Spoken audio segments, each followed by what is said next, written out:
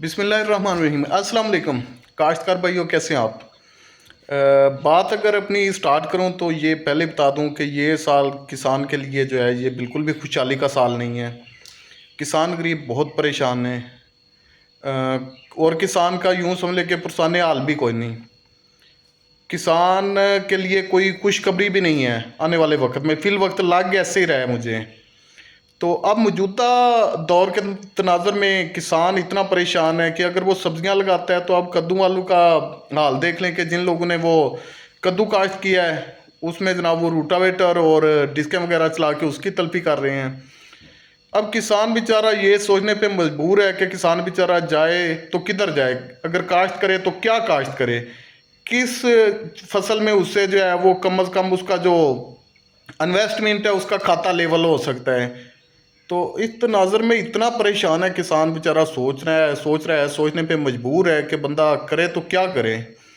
तो इस हवाले से मैं आज आपसे बात करने वाला हूँ कि किसान को क्या करना चाहिए, कौन सी हिकमत अमली अपनानी चाहिए कि वो किसी हद तक जो है वो नुकसान से बच जाए और कुछ उसे नफ़ा भी हो जाए, और कौन सी फसल उसे लगानी चाहिए। तो नए आने वाले दोस्तों से गुजारिश है कि जो नए दोस्त मेरी इस वीडियो को देख रहे हैं, यूट्यूब चैनल गुल की दुनिया और फेसबुक पेज गुल की दुनिया को सब्सक्राइब कर लें ताकि फसलों के मुतल्लिक जो भी मालूमाती वीडियो बनाई जाती है वो आप तक बर वक्त पहुँच सके।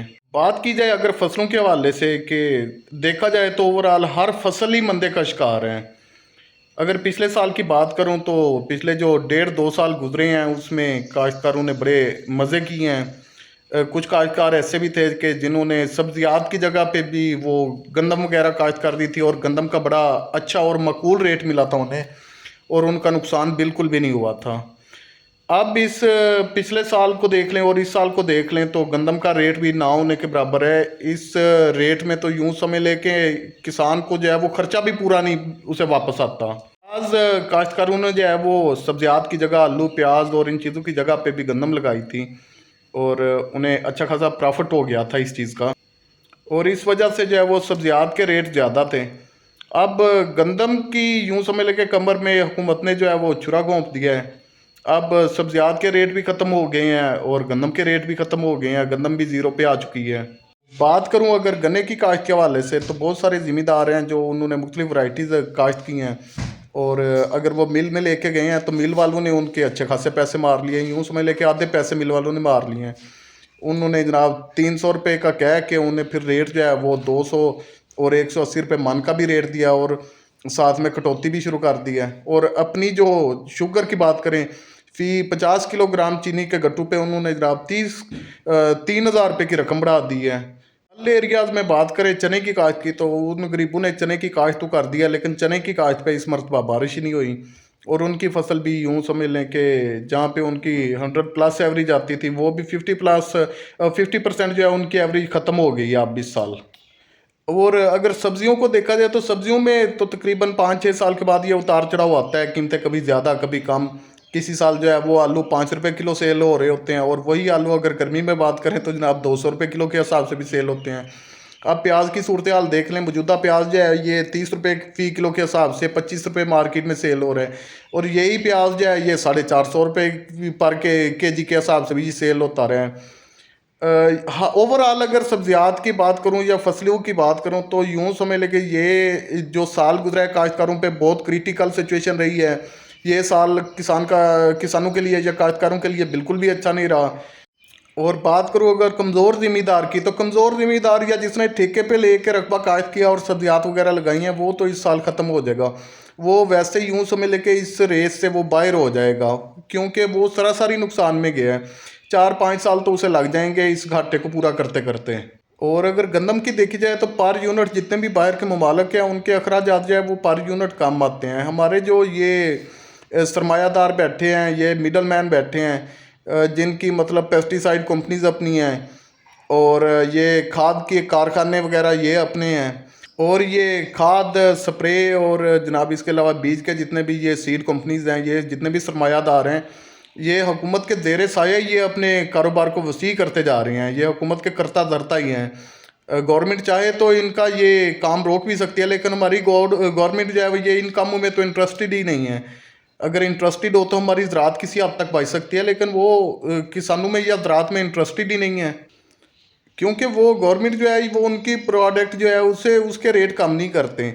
जो आने वाली जो किसान की जिन्स है उसके रेट जो है वो कम से कम करते जाते हैं। सरमायादारों की बनाई हुई कोई भी चीज़ है, जैसे खाद होगी, स्प्रे होगी, बीज हो गया, उनका रेट बिल्कुल भी कम नहीं करेंगे। अब अगर बात की जाए महंगी खादें, महंगी बीज और ये महंगी स्प्रे वगैरह, ये हमने जब गंदम पे या किसी भी चीज़ पे इस्तेमाल करनी है, अगर गंदम की बात करूं तो 3,000 से लेके ये 35-3600 रुपये फी मन के हिसाब से तो ठेकेदार का ये खर्चा बन जाता है। तो सोचें अगर उसको रेट 2600 रुपये या 2500 रुपये फी मन का दिया जाएगा तो उस गरीब को क्या बचना है? वो 1,000 रुपये फी मन के पीछे वो अपना नुकसान कहाँ से पूरा करेगा? और बाहर से ये जो गवर्नमेंट या हुकूमती अदारे गंदम इम्पोर्ट करते हैं, ये इन्हें तकरीबन 2,000-2,500 या 3,000 रुपये मान के हिसाब से भी मिल जाती है। वो क्यों मिलती है? क्योंकि उनका पर यूनिट जो है वो अखराजात कम होते हैं। हमारा पर यूनिट अखराजात बहुत ज़्यादा हो जाते हैं, क्योंकि हमारे जो सरमायादार हैं या बिजनेसमैन हैं वो अपने मुनाफे तो कम करते नहीं हैं। अगर एक चीज़ उन्हें 10 रुपये की कास्ट पड़ी है तो उन्होंने वो 15 रुपये की सेल करनी है, वो 10 रुपये की बिल्कुल भी सेल नहीं करेंगे। और हमारे जो पर यूनिट टकरा जाते हैं ये बहुत ज़्यादा आते हैं। और ज़िम्मेदार की जो जिन्स है, जब फसल पक के तैयार हो जानी है उस पर गवर्नमेंट जो है वो एक तो वो ख़रीदती नहीं है, दूसरा उसकी सपोर्ट प्राइस भी नहीं देती, तीसरे नंबर पे वो जनाब FIR की धमकी भी लगाना शुरू कर देती है और डंडा लेके सर पे खड़ी हो जाती है कि अगर आपने इस रेट से ज़्यादा सेल की तो जनाब आप पे FIR भी होगी, जुर्माना भी होगा और सज़ा भी भुगतनी पड़ेगी। अब अगर बात करूं छोटे ज़िम्मेदार की, छोटा ज़िम्मेदार यूं समझ ले कि ये इस रेस से पहले ही बाहर हो चुका है पिछले साल से। उसे तो मेरा मशवरा है कि भाई अगर आप छोटे लेवल पे काश्तकारी करते हो तो आप इस काश्तकारी को छोड़ दो, कोई और काम कर लो। इसके बजाय आप कोई भैंस बकरियां या कोई और काम कर लो, कोई और अदर बिजनेस कर लो, वो आपको फ़ायदेमंद रह जाएगा। जो काश्त करना चाह रहे हैं उन्हें मेरा ये मशवरा है, बात अपनी इख्तिताम करता हूँ कि डाइवर्स फसलें जो है उन्हें काश्त करें। एक से ज़्यादा फसलें काश्त करके आप ज़्यादा मुनाफा ले सकते हैं। अगर आपके पास कोई रकबा पड़ा है तो जनाब आप उसमें कॉटन का एक अच्छा ऑप्शन है, आप उसमें कपास लगा लें। उसके बाद जनाब सब्जियात की बात करूं तो भिंडी और बैंगन वगैरह, ये गर्मी का पूरा सीज़न ही ओवरऑल चलते हैं और ये अच्छे रेट पे सेल हो भी जाते हैं, इन्हें लगाएं। इसके अलावा घिया तोरी की फसल लगाएं। बात करने का खुलासा या मकसद ये है कि आप किसी हद तक जो है वो सब्जियात लगा लें अपने रकबे में। फॉर एग्जांपल अगर आपके पास 10 एकड़ रकबा है तो आपको ये यूँ चाहिए कि आप उसमें 3 से 4 एकड़ जो है वो कपास लगा लें, कुछ जो है वो चारा जात लगा लें और कुछ जानवर रख लें, कुछ सब्जियात लगा लें और थोड़ी बहुत जो है वो मकई काश्त कर लें। डाइवर्स फसलें जितनी भी काश्त करेंगे, डाइवर्स फसलें आपको मुनाफा देंगी। तो मेरी आज की बात का खुलासा यही हुआ। और साथ में एक चीज़ और मैंने बतानी है कि शजरकारी लाजमी करें। आपके पास जितना भी रकबा है उस पर दरख्त लगाएं, खुसूसन ये जो किकर का दरख्त है ये लाजमी लगाएं। ये गर्मी हो सर्दी हो, पानी मिले ना मिले, ये अल्लाह पाक की से खास दुआ है कि ये चल जाता है। आप ये काश्तकारी के साथ साथ दरख्त लगाएं और अपने वक्त जगाएं, डाइवर्स फसलें काश्त करें, उसमें आपका मुनाफा है। दोस्तों उम्मीद है मेरी आज की वीडियो आप दोस्तों को पसंद आ गई होगी। मिलते हैं एक नई वीडियो के साथ, तब तक अल्लाह हाफिज़।